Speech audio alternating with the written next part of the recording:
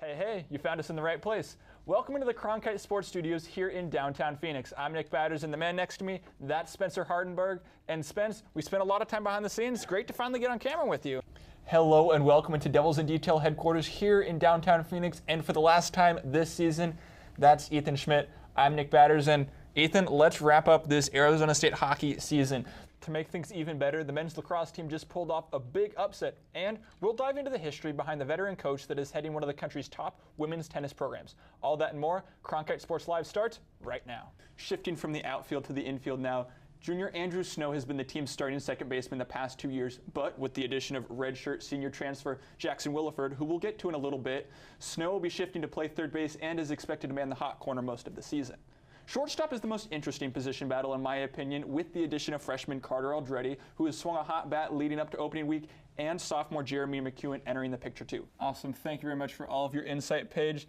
To stay up to date on ASU softball and check out all of Paige's work, head over to cronkitesports.com. Cal, meanwhile, has a bit more momentum coming into this series, and while they did lose to Stanford 8-4 on Tuesday, they swept Washington State last weekend, where they had a total of 34 hits and 28 runs over the 3 games. And then over there to close out the season, you have the University of Utah, and Utah, they won the Pac-12 conference last year, so this is not at all an easy schedule, and it's really tough going forward. Then this past weekend, the Sun Devils played their only non-conference road series of the season against #1 ranked TCU, the same team that eliminated them from regionals in postseason play last year. Now, if you thought the team couldn't play back-to-back games with 22 combined runs scored, you would be wrong, as that happened once again. This time, however, the Devils came out on top. The Sun Devils just finished off their slate this past weekend against the U.S. U18 team. Ethan, who do you think was the MVP of this team? Fantastic work as always, Rob. Now it's time for my favorite part of the show, the way it is. Spencer and I will ask each other a few rapid-fire questions. We'll give some rapid-fire answers, and then our producers on the other side of the glass are going to choose their favorite child. So, Spencer, I'll start things off with you. And with the track they're on right now with a record of 18-20, it doesn't look like that's going to happen. In order for ASU to finish above 30 wins in these last 17 games, they have to go 12-5. And with games against ranked teams like Stanford, Arizona, tough Washington and Oregon teams like I talked about as well, it doesn't get easier. I'm going to turn things back over to you. The Pac-12 women's basketball tournament starts tomorrow. Number 5 ASU is going to be playing Utah. Do you think ASU is going to end up playing on Sunday? Now, after those 2 questions, there are 2 things that I'm hoping for.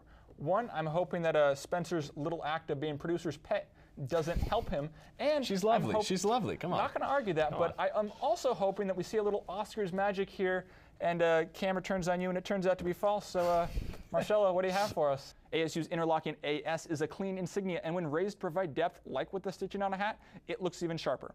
Plain and simple, basic stickers and glossy helmets are no longer the standard when it comes to batting helmet design. Raised decals and matte finishes are the way to go.